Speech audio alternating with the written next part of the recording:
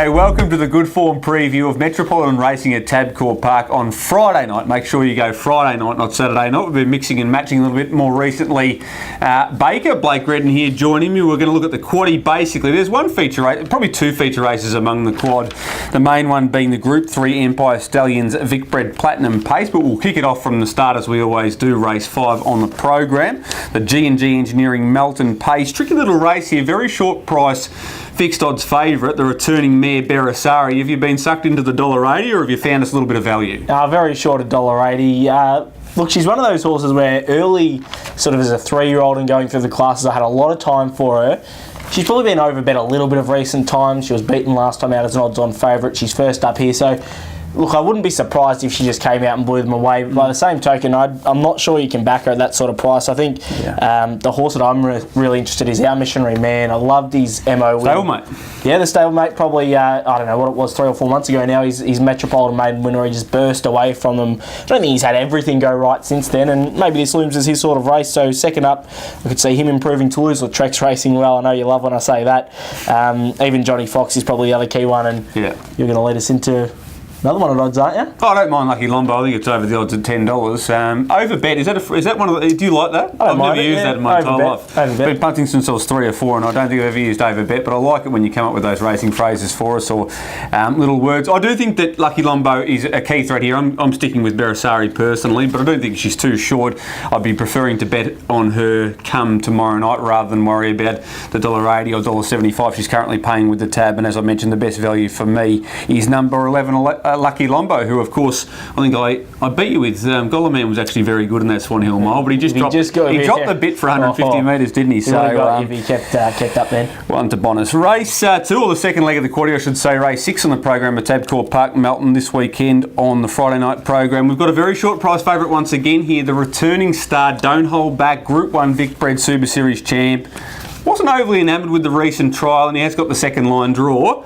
Are we with him or against him? Again, I feel a little bit like the Grinch because I love Mario Haddad. I love what he's done with the horse, but I'm with you. I'm not sure the trial said to me this horse is back at his absolute top. He really got stuck into him and he never really got away from them. So I'm willing to take him on a little bit. I think Bad Billy's the one. He's, as Dan said, he's a good horse and he could be a Country Cups horse. So he's a very good first up win coming into this race. I know he's drawn awkwardly, but I'm happy to back him in. Obviously, Don't Hold Back is the big danger, and you can probably play Saladian Reba and Christmas Joel if you're playing your multiples. I know you're keen on Saladian Reba. Yeah, and has been very, very well supported via tab fixed odds since they opened on Wednesday afternoon, I think, 6.50 into about 3.50. So that's a pretty significant go for Saladian Reba. And I think it's all based on the fact that it's the likely leader in the race. Big ownership group, they love it. Big ownership group. I think Lenny Baker's involved in Saladian Reba. And last time it led that I remember, it burst away from them at Terang. A very impressive victory. Beat Fundamentalist by about 18 metres. So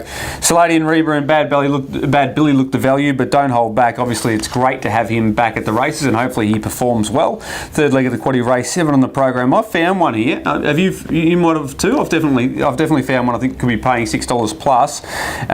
Crockett's Cullen looks your likely leader first up from a break. Animated's been racing well. Who have you gone with? Yeah, I'm an animated man. I like him as a horse. I think he's going places.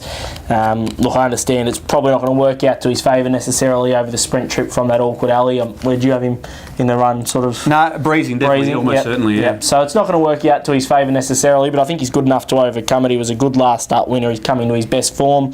Obviously, Yak and Dander has the ability. He'll probably need them to go quickly though, and if he does get that trail just off the speed, then I could see him running into it.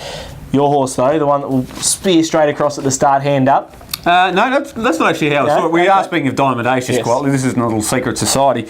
Give Me a Spell's got good gate speed, but Crockett's Cullen, I think, will get across them. It hasn't trialled, I don't believe, but has got that snap speed at the start. I think it will get across them. I'm happy for Diamond Ace to be off the pegs because he was too quick for Animated a couple of starts back, and then last time out it says 4th, but he was charging into backsides in the last 100 metres. So I think Diamond Ace is right back to his best, and he was a very good younger horse. So I've got him on top. I concede Animated's probably the one to beat. The testing material, he can race parks and still feature prominently. He loves the short course trip, and I think I'm with you, Yak and Dander, but they'll need to really fly in the early and middle stages over the 1720 metres. Last leg of the quaddie. In many ways, this looks a fait accompli here for one of the most exciting young square gators in Australasia. My Tribeca for Anton Galeno.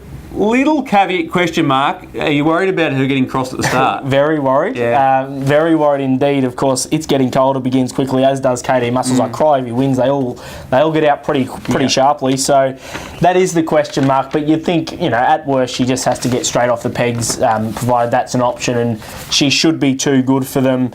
You've got to have her clearly on top. You probably have to play her one out in your main quaddie. But KD Muscles is a very nice horse, and it's getting cold, was racing well.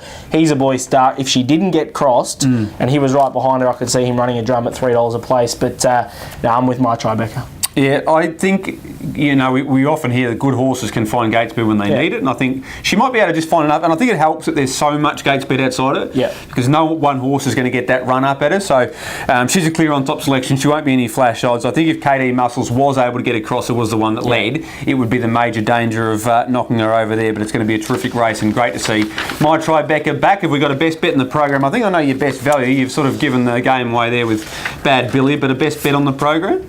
I'll make him my best bet as well. Best bet as well? Yep. Best bet, Bad Billy. Metro Mike, I think, is a dead set model. You won't get any flash price. And I think both Diamond Ace and Salady and Reba are worth something at the odds they currently are now, and even Lucky Lombo. But flashing up on the screen right now, Blake's quaddie for Tabcorp Park Melton meeting, and also his best bet and best value. Hopefully you have a bit of fortune. Good luck and good punting.